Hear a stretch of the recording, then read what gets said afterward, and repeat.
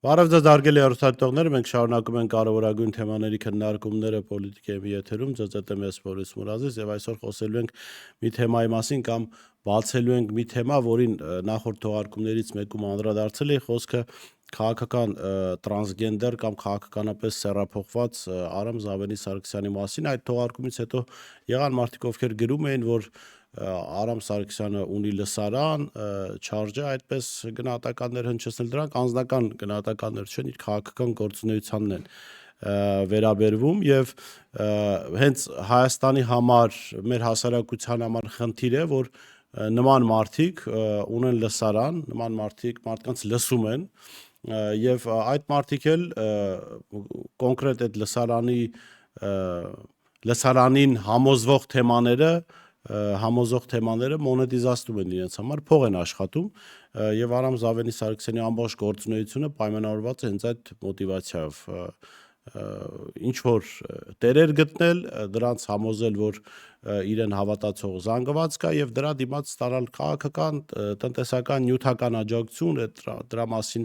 բազմաթիվ հրապարակումներ եղել են մամուլում, իր այդ փոխկապակցված մարդիկ տենդերներ են շահում, Երևանի սրտում որակյալ եւ ամենաթանկարժեք հողակտորներն են ձեռք բերում, ուղղակի ջրի գնով մարդը կոնկրետ խնդիր է լուծում եւ մեր խնդիրն է նաեւ հասարակությանը ցույց տալ, այո, որ այս մարդը քաղաքականապես սեռափոխված գործիչ է, որ այս մարդու սկզբունքայնությունը փոխվում է դոլարի կամ ռուբլու կուրսի հետ եւ շատ արագ է փոխվում եւ տնտեսական ճգնաժամ է աշխարհում առաջ գալիս եւ հիմա ես փաստերով նաեւ ցույց կտամ այս մարդու գործունեության ամբողջ դատարկությունը, որ ինչ որ սկզբունքներից է խոսում, դու գիտեք, որ վերջերս Նոր-Նորքի թաղապետարանում իր կուսակից թաղապետը խուլիգանական վարքագծով 10-15 հոգով հարձակվել էր քաղաքացի Արթուր Չախոյանի վրա եւ ծեծի ենթարկեց երիտասարդին, որը կոռուպցիոն բացահայտումներ է իրականացնում իր վերջին տարիների գործունեության ընթացքում։ Այդ ժամանակ էլ ինչ արեց, այդ ժամանակ էլ իրենց թիմակցի արած հանցագործությունը փորձեցին քողարկել եվրոինտեգրման թեմայով, այդ տղայի բուչա գնալու նախապատմությամբ կամ մարդու իրավունքներով, եվրոպական արժեքներով քողարկել այդ հանցագործությունը բառից բուն իմաստով։ Ինչքան որ Նորքի թաղապետի խուլիգանական վարքագիծը, հանցավոր դրսևորումները կապ ուներ, ասենք, արևմտյան աշխարհի հետ կամ եվրոպական իրենց հրամցվող արժեհամակարգ հետ, ես օրինակ կարծում, որ այսօրվա Եվրոպան եւ մասիվի Նոր-Նորքի թաղապետը շատ նման են իրար, այսօրվա Եվրոպայի արժեքները եւ մասիվի թաղապետի Արամ Զավենիչի արժեքները, բայց ամեն դեպքում իրանք դա պատրվակ են օգտագործում։ Իր ամբողջ գործունեությունն էլ ներողություն, այս մարդը երկար տարիներ մոնետիզացրել է իր եղբոր սպանությունը եւ քաղաքական դաշտում ներկա է, քաղաքական դաշտում տեղ է զբաղեցրել միայն այն պատճառով, որ Վազգեն Սարգսյանը ահաբեկիչների կողմից սպանվել է խորհրդարանում եւ ինքը թեման շահարկելով տարբեր մի ժամանակ օրինակ նախկին իշխանությունների այդ ժամանակվա իշխանությունների Ռոբերտ Քոչարյանի, Սերժ Սարգսյանի մնացածի կապը չէր տեսնում, երբ ինքը վարչապետ էր եւ հենց վարչապետության պաշտոնից հանեցին, իսկ ինձ թվում է դա շատ հրաշալի որոշում էր, որտեղ նման մակարդակի մարդու թողնել որևէ պետության վարչապետ աշխատել, ուղղակի աղետ կլիներ այդ պետության համար։ Եվ դադարեց վարչապետներ, հիշեց կամ սկսեց պատկերացնել, որ այդ հանցագործության հետ կապ ունեն այս կամ այն գործիչները։ Հիմա եկեք, այս մարդը տարիներ շարունակ շահարկել է այդ գույք պարտքի դիմաց թեման։ Ամեն անգամ թիրախավորելով հիմնականում Ռոբերտ Քոչարյանին, ասելով, որ մեր գույքը Ռուսաստան չներեց մեր պարտքը, գույքը վերցրեց, խլեց մեր ձեռքից, ամեն անգամ բացական լույսի ներքո դա ներկայացրել։ Չնայած ինքնին այդ պատմությունը որևէ բացական երանգ չուներ, դա նորմալ փոխհարաբերություններ են պետությունների միջև, այո, նաև դաշնակցային ով է ասել, որ դաշնակից պետությունից պարտքով փող վերցնելը նշանակում է չվերադարձնել։ ասենք որևէ մեկը ձեր եղբորից կամ հորեղբոր տղայից կամ հարազատից եթե պարտքով գումար եք վերցնում, հետո նեղանում եք վերադարձնելուց։ Ու ենթադրում Արամ Զավենիչը կնեղանար ամեն դեպքում։ Անընդհատ շահարկվել է այս թեման։ Ես հիմա առաջարկում նայել տեսանյութերի մի կտոր տարբեր ժամանակահատվածների, որտեղ ակնհայտ է դառնում, որ Արամ Զավենիչը շահարկում է այս թեման, գույք պարտքի դիմաց թեման, խնդրեմ։ Ինչ վերաբերվում է հարաբերությունների առումով, լավ, տեսեք, մենք պարտք ենք մնացել Ռուսաստանին 100 միլիոն եւ այդ 100 միլիոնի դիմաց ռուսական պետությունը մեզնից վերցրեց գույքը։ Խոսում են տնտեսական եւ էներգետիկ անկախությունից։ Միևնույն ժամանակ իրականացնում են գույք պարտքի դիմաց համաձայնագիրը։ Ռուսաստանը Հայաստանում ներդրումներ չի անում։ Ինքը գույք պարտքի դիմաց վերցնում է մեր եղածը։ Ինքը վերցնում է մեր երկրի շահութաբեր ոլորտները, էներգետիկան, գազային ոլորտը, որտեղ մեծ դուք լսեցիք Արամ Զավենի Սարգսյանին, տարբեր ժամանակներից վերցված տեսանյութերին, կարելի է տասնյակ նման հայտարարություններ, տարբեր միջոցառումների ժամանակ իր խոսքը գտնել, բայց դրա անհրաժեշտությունը չկար, կարծեմ այս 3 կտորն էլ բավական է հասկանալու համար, որ մարդը հնարավոր բոլոր առիթներով օգտագործել է այս թեման եւ վատ լույսի ներքո է օգտագործել։ Հիմա եկեք տեսնենք, իսկ ինչ էր հայտարարում Արամ Զավենի Սարգսյանը այդ գույք պարտքի դիմաց գործարքի մասին, երբ ինքը ռուսամետ էր։ Խոսքը 2001 թվականի սեպտեմբերի 18-ի մասին է։ Հովանես, եթե անունը չեմ սխալվում, Կուբատյանը հրապարակեց այս նյութը, ես իհարկե շնորհակալ եմ այդ մարդուն, որ արխիվից գտել սա հրապարակել էր։ Ուրեմն, երբ 2001 թվականին ՌԴ նախագահ Պուտինը այցելել էր Հայաստան եւ Ռոբերտ Քոչարյանի հետ ստորագրել գույք պարտքի դիմաց գործարքին վերաբերող պայմանագրեր, Հանրապետություն կուսակցության ղեկավար նախկին վարչապետ Արամ Սարգսյանն այդ պայմանագրի առթիվ հայտարարում էր հետեւյալը. Ասեմ, որ դեռևս իմ պաշտոնավարման ժամանակ խնդիր էր առաջացել նույն ռուսական պարտքը վերադարձնելու մասին։ Գումարային պարտքը վերցնելիս մենք գրավ էինք դրել ատոմակայանի բաժնետոմսերի 20%-ը եւ Նաիրիտի բաժնետոմսերի 20%-ը։ Ես փորձում էի նախագահ Քոչարյանին համոզել, որ ճիշտ կլինի բաժնեմասերը ուղղակի տրամադրել Ռուսաստանին, քանի որ գումարներ չկան։ Հիմնավորումը հետեւյալն էր. Այսպես թե այնպես մեր էներգետիկայի 50%-ը Ռուսաստանի ձեռքում է, կոշտ վառելիք եւ գազը մենք բերում ենք Ռուսաստանից։ Քոչարյանը կտրականապես դեմ էր։ Այսօր ինքը միանշանակ համաձայնեց, հայտարարեց, որ դա ճիշտ քայլ է եւ վերագրեց իրեն։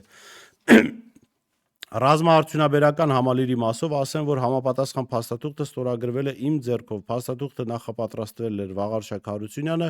Վազգեն Սարգսյանի վարչապետության ժամանակ։ Ներկայացված էր 22 հիմնարկ ձեռնարկություն։ Այդ ժամանակ Վլադիմիր Պուտինը վարչապետ էր եւ համաձայնություն ձեռք բերվեց 18-ի մասով։ Ինչու մենք գնացինք դրան, որովհետեւ ուզենք թե չուզենք, իսկ ավելի լավ որ ուզում ենք, մեր ռազմական համալիրի 50%-ը պիտի համարենք ռուսական։ Այստեղ սերտաճումը ես միանշանակ տեսնում եմ դրական։ 2001 թվականին մարդը ասում է, այդ գույք պարտքի դիմաց է հրաշալի ծրագիր էր, ես եմ համոզել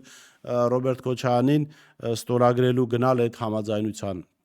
Մարդը երբ հետագայում արդեն օրինակ Էլեկտրիկ Երևանի ժամանակ հայտարարում էր, որ ինչպես կարելի է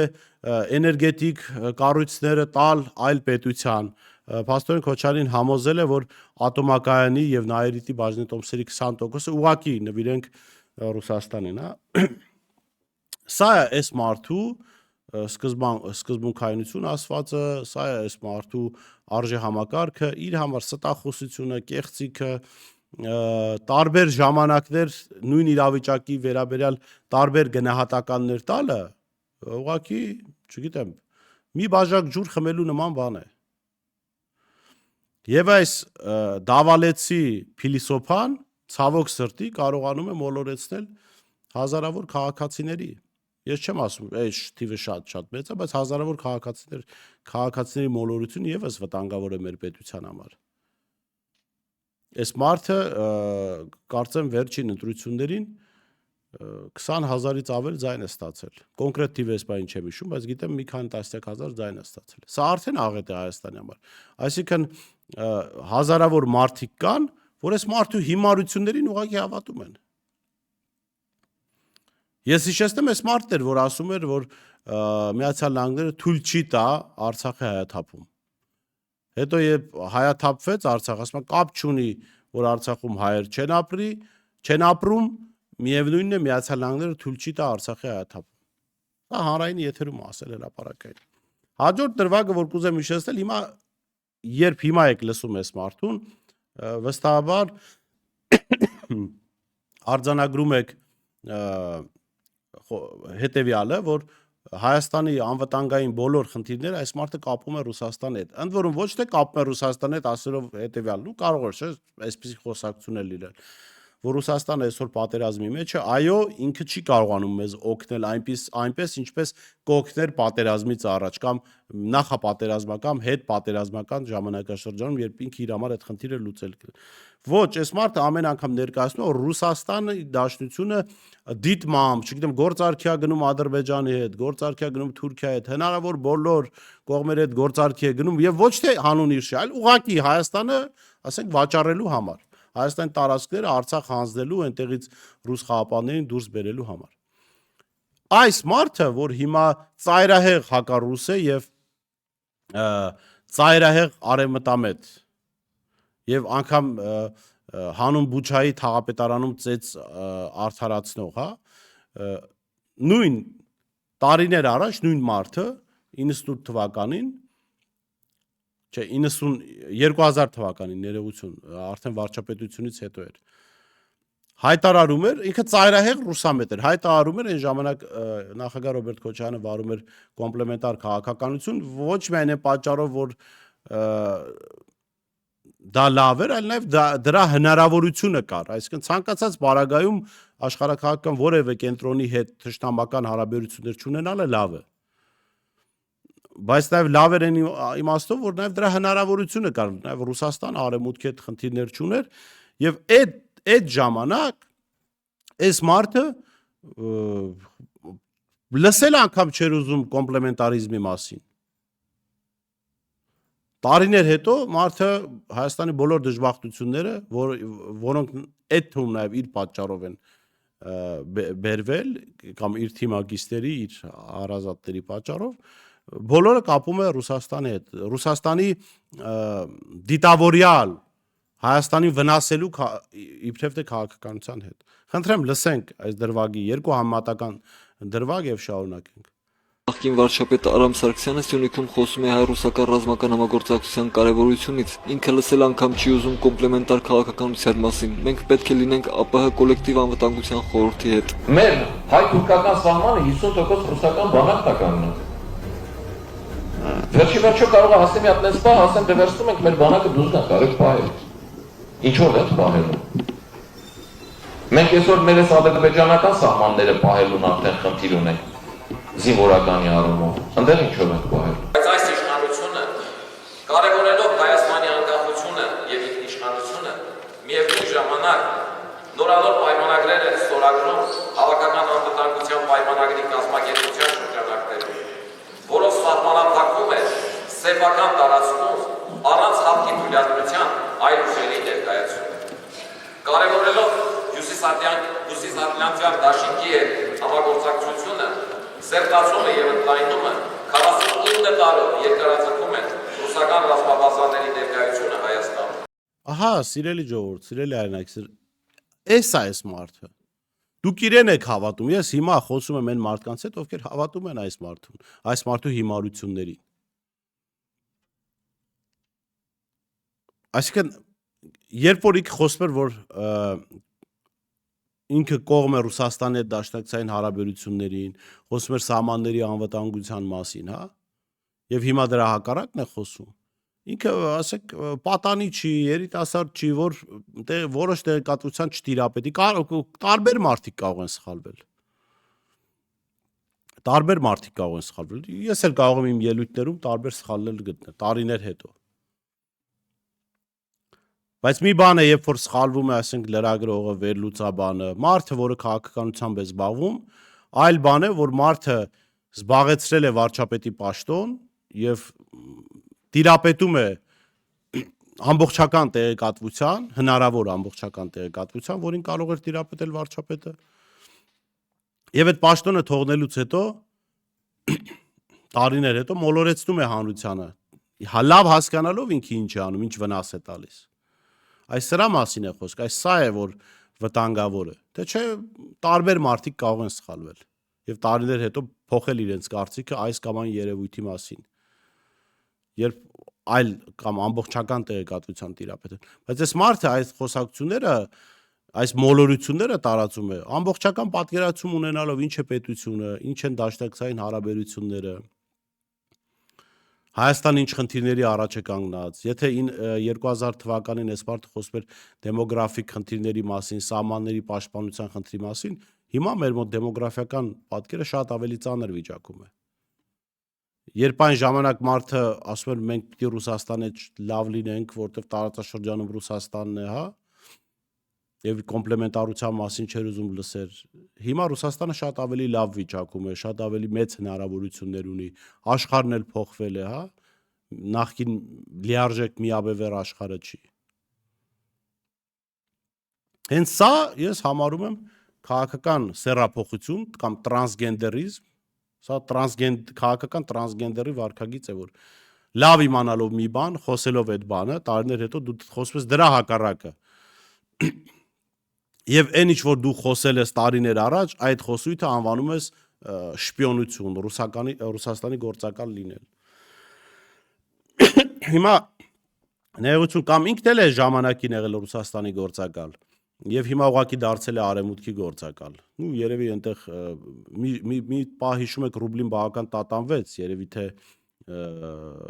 բավական իջել էր աշխատավարձը գործակալի, եթե գործակալ էր։ Դոլարի դիրքերը ամրացան, եւ հետո Ռուսաստանը իհարկե աշխատում է, վստահ եմ աշխատում է նաեւ քաղաքական կապիկների հետ, բայց իրենց մոտ քաղաքական կապիկներին վճարման ցանկը ավելի քիչ է, բանը տրվող աջակցությունը շատ ավելի քիչ է։ Միացյալ Նահանգները շատ ավելի շռայլ է քաղաքական կապիկների գործունեության մասով եւ դուք տեսնում եք մի ամբողջ պալիտրա կա քաղաքական կապիկների քաղաքական դաշտում արևմուտքի անունից խոսողների, հա, որոնք եթե առողջ մարդը դրանց լսում է, անգամից ասում են, սրանք խելագարներ են, հոգեկան հիվանդներ են, խնդիրներ ունեն, իրենք պիտի Երեք Նիկոլի հետ Նուբարաշենի հոգեբուժարանում լինեին, բայց եթե անգամ Նիկոլը դուրս գար, դրանք պիտի մնային այդտեղ, հա, որպես պացիենտներ, ասում է 68 օր պիտի այդ կենտրոնը պահի, որ պացիենտը գալիս է։ Բայց իրենք հիմա քաղաքականությամբ են զբաղվում Միացյալ Նահանգների արևմուտքի փողերով, հա, հասարակությանը մոլորեցնում են։ Եվ հիմա հասարակությունը, որ այս մարդուն հավատում է, հասարակության հատվածը, որ այս մարդուն հավատում է, լավ պիտի իմանա, որ Արամ Սարգսյանը լավ ֆինանսական հնարավորություններ ունի, որ այդ թվում նաև իր գործունեության արդյունքում աղետ գա Հայաստան, ինքը իր ընտանիքի հետ շատ հանգիստ կարող են փախնել այստեղից։ Իրեն հավատացողները կասկածում եմ, որ նման ֆինանսական հնարավորություններ եւ տեղեկատվական հնարավորություն կունեն վաղ իմանալու եւ թռնելու երկրից։ Հայտնվելու են այդ մարդիկ, մեր հարգելի քաղաքացիները, այդ Աֆղանստանից ամերիկյան զորքերի փախուստի ժամանակ ամերիկյան ինքնաթիռի թևերից կախվող ամերիկացիների հետ աշխատած փուշտուններին, որոնք հետո ընկնում էին օդից։ Այսքանը հարգելի հեռուստատիտողներ, ես կարծում եմ շատ բացարձակված ցույց տվեցի, թե ինչու է այս մարդը քաղաքական տրանսգենդեր եւ ինչու չի կարելի այս մարդուն հավատալ, ինչու է վտանգավոր հավատալ իր հայտարարություններին, որոնք ոչ փաստարկված են, ոչ հիմնավորված են, ոչ խելամիտ են, հա։ Շատ լավ հեքիաթասաց է։ Այդ առումով այո, բավական այսպես շնորհք ունի։ Լավ մնացեք, կհանդիպենք։